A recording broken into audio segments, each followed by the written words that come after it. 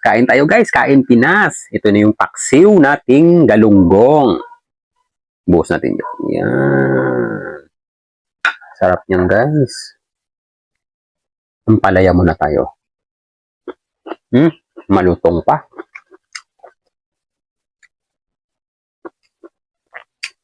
Sabaw pa lang guys, ulam na.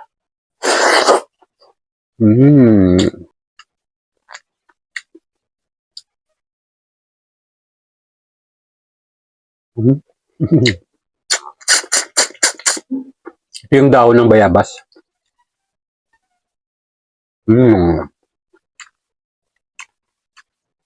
Bawang.